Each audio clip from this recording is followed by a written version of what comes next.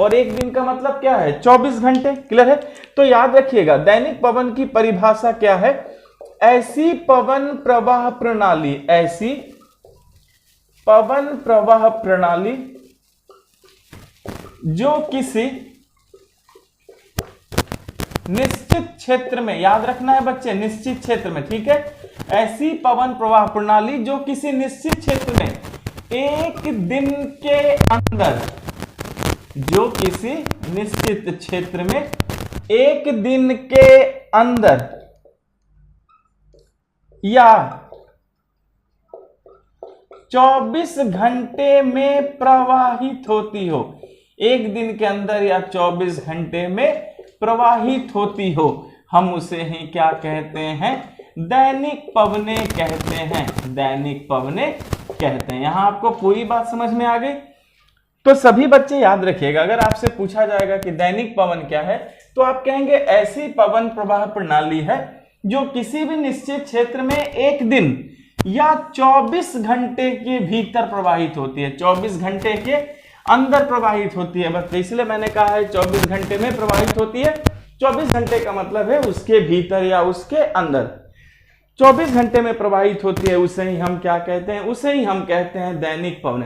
यहां आपको पूरी बात सभी को समझ में आ चुकी है? अच्छा चलिए, तो बच्चे हमने सबसे पहले क्या किया कि दैनिक पवन की परिभाषा सीखा कि दैनिक पवन दरअसल होता क्या है। अब याद रखेंगे बच्चे कि ये दो प्रकार के होते हैं। एक बात याद रखना है कि दैनिक पवन कितने प्रकार की होती है, तो हम कहेंगे ये 2 प्रकार के होते हैं, ये 2 प्रकार के होते हैं। पहला देखिए क्या है बच्चे, पहला है स्थल एवं समुद्र समीर, स्थल एवं समुद्र समीर।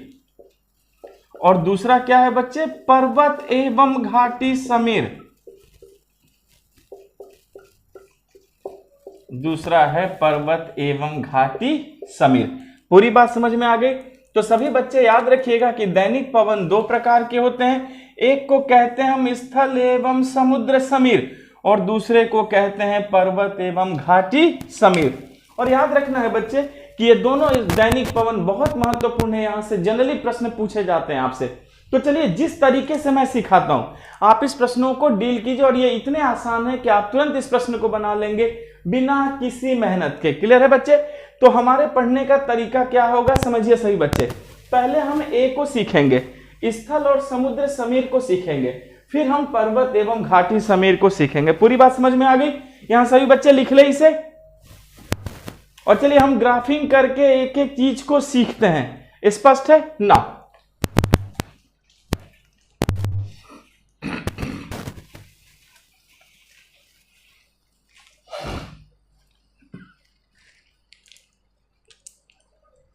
तो बच्चे देखिए मैंने पहले ए लिखा, स्थल एवं समुद्र समीर, स्थल एवं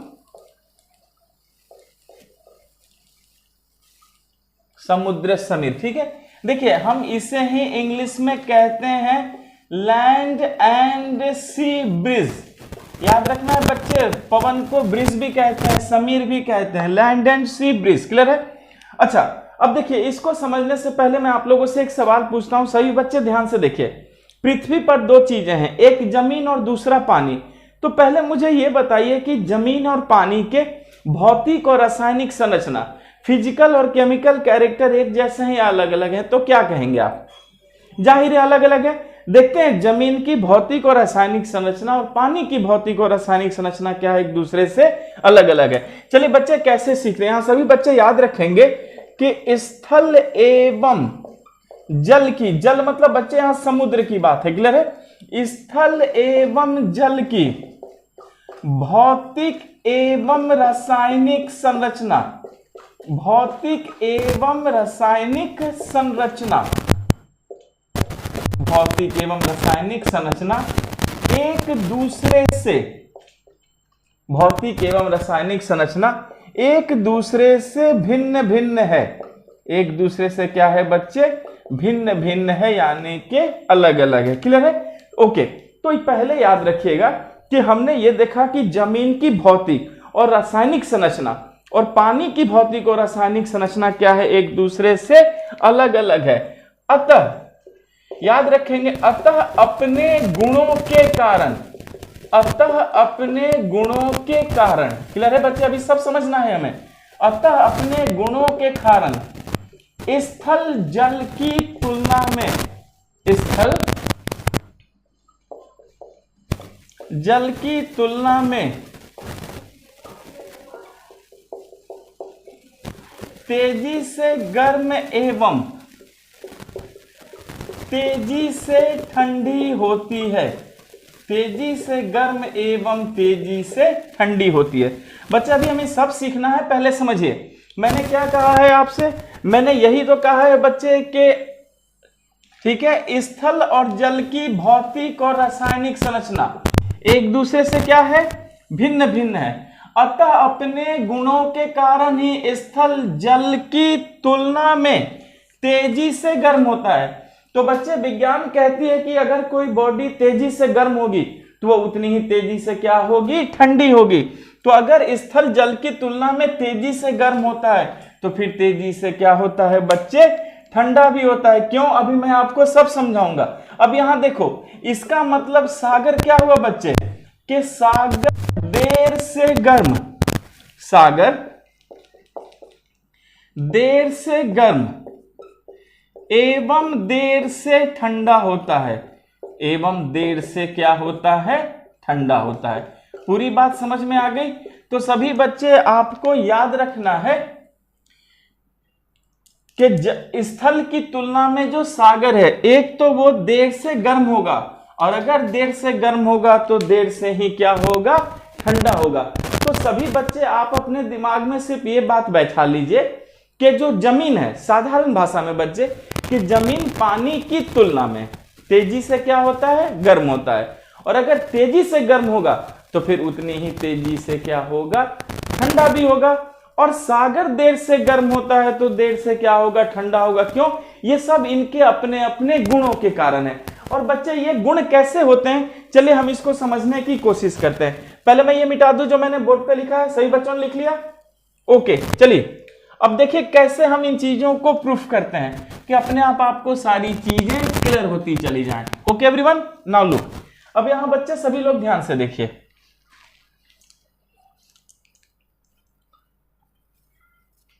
ये बना दिया मैंने स्थल और ये बना दिया मैंने जल। यहां सभी बच्चे देखिए, अपने आप समझ में आ जाएगा। ये क्या बना दिया, जल बना दिया, ओके, और ये क्या बना दिया मैंने, स्थल। चलिए अब इसको समझने की कोशिश करते हैं और देखिए कितना इजी है।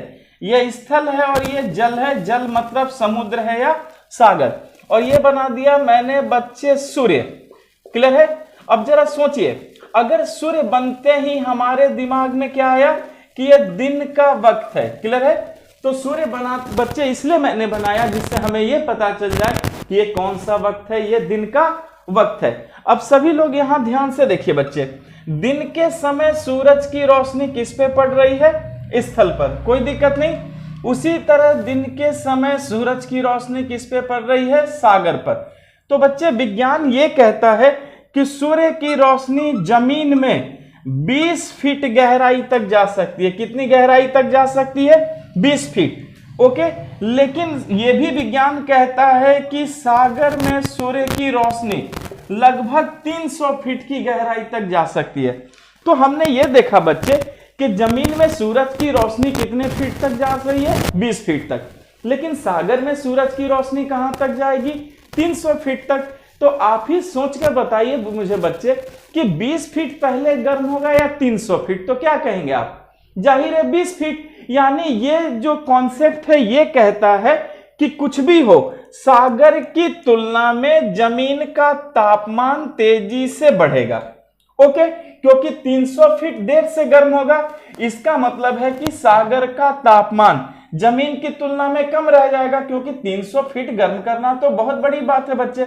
अच्छा, अब देखो जमीन क्या है, ठोस है। यहां सभी लोग देखिए, स्थल क्या है बच्चे, ठोस है। लेकिन सागर को अगर हम देखेंगे तो ये तरल या द्रव की दशा में है।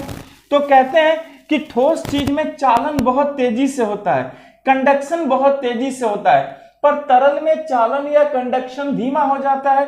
तो ये भी कॉन्सेप्ट कहता है कि जमीन का तापमान तेजी से बढ़ेगा और जमीन की तुलना में सागर का तापमान क्या रहेगा, कम रहेगा। ओके, चलिए तीसरे कॉन्सेप्ट पर आते हैं बच्चे।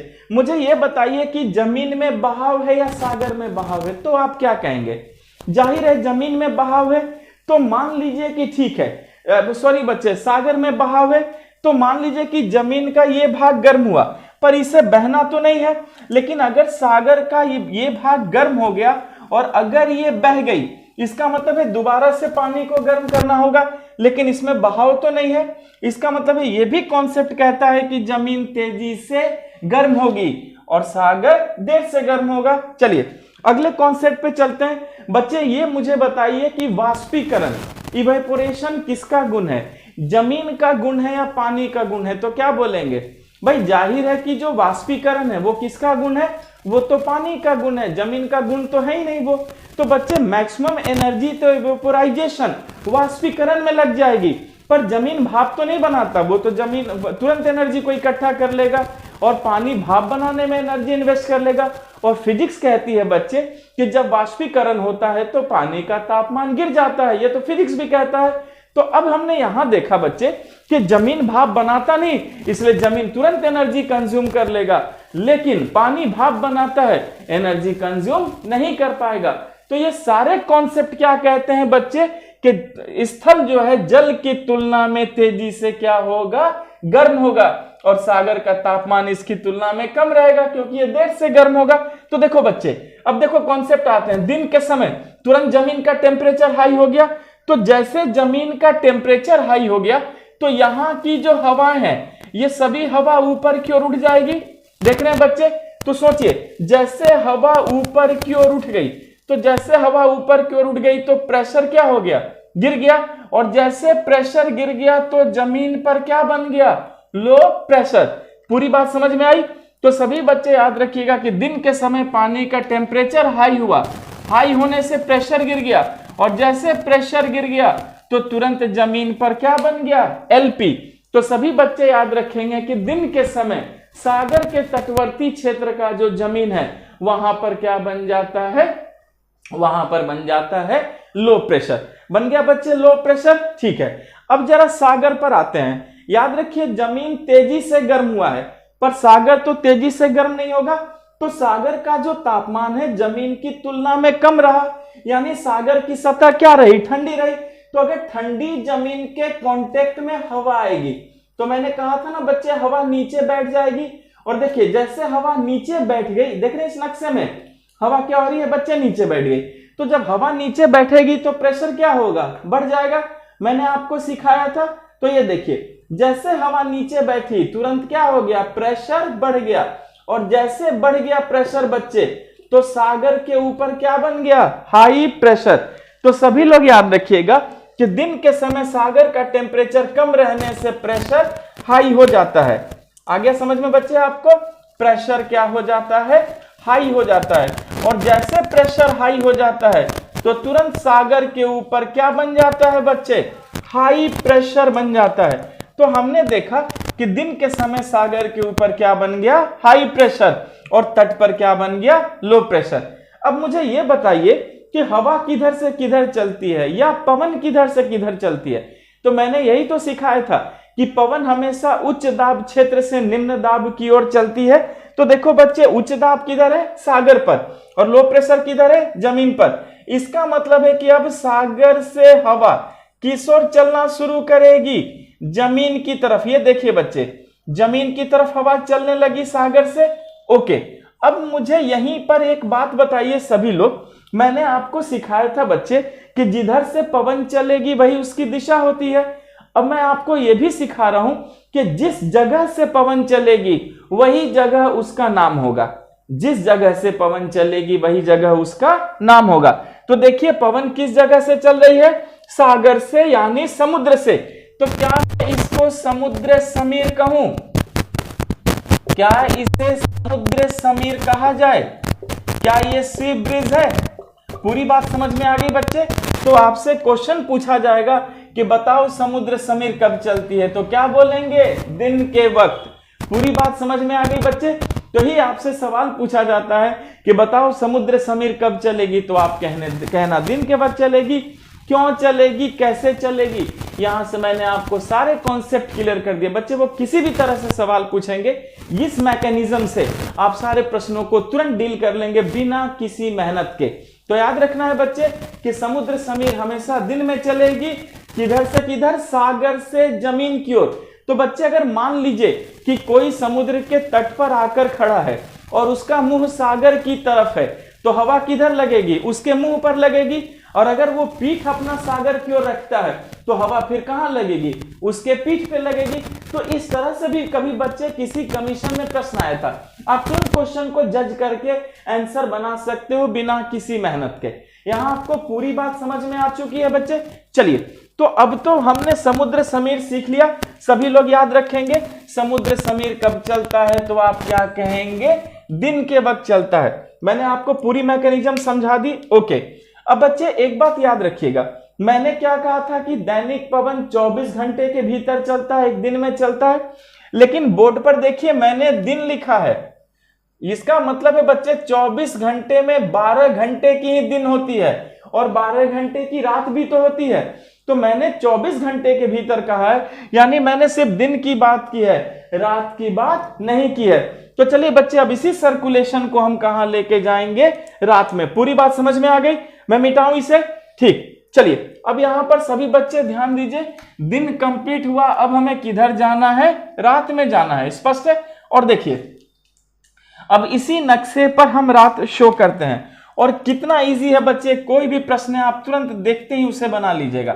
क्लियर है। ये देखिए अब ये क्या वक्त है बच्चे, रात का वक्त है। देखिए चांद निकल गया, मैंने मजाकिया बच्चे चांद बना दिया है, तो याद रखिएगा कि अब ये रात का वक्त है, नाइट का वक्त है, कोई दिक्कत नहीं।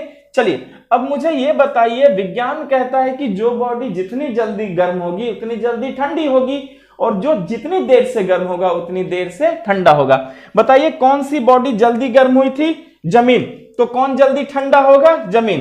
तो रात के वक्त जैसे जमीन का टेम्परेचर गिरा, टेम्परेचर गिर गई, जमीन ठंडा हो गया, तो फिर प्रेशर क्या हो गया, हाई हो गया, और हाई प्रेशर हो गया तो क्या बन गया, हाई प्रेशर। तो सभी लोग याद रखना है कि रात के समय जमीन पर क्या बन गया, हाई प्रेशर। अब बच्चे पानी पर आते हैं, इसकी तुलना में सागर देर से गर्म हुआ था तो देर से ठंडा होगा, यानी सागर का टेम्परेचर हाई है, और हाई है तो प्रेशर लो। अब सागर के ऊपर क्या बन गया, लो प्रेशर बन गया। पूरी बात समझ में आ रही है। तो देखिए बच्चे एकदम इजीली इस चीज को सीखिए। अब बताओ हवा किधर से किधर चलेगी, तो हम क्या कहेंगे, हाई से लो। तो अब बताइए क्या ये कहा जाए कि रात के समय हवा सागर की ओर चल रही है, पर कहां से चल रही है बच्चे, तो हमने क्या कहा, स्थल से चल रही है, लैंड से चल रही है। तो मैंने कहा था ना, जिस जगह से हवा चलेगी वही उसका नाम होगा। तो क्या मैं इसे स्थल समीर, लैंड ब्रिज कह सकता हूं। पूरी बात समझ में आई। तो बच्चे प्रश्न है कि बताओ स्थल समीर कब चलती है, तो क्या बोलेंगे, रात में। पूरी बात समझ में आ गई। तो बच्चे अगर स्थल समीर पूछा जाएगा तो हम क्या कहेंगे, रात में चलती है। बस बच्चे इसी मैकेनिज्म को याद रखना है और तुरंत आप दोनों समीर के सवाल को बना लेंगे। पूरी बात समझ में आ गई। चलिए बच्चे, हमने यहाँ स्थल समीर और समुद्र समीर को सीख लिया। अब हम आगे बढ़ते हैं अपने दूसरे प्रकार में, और हमारा दूसरा प्रकार क्या था, पर्वत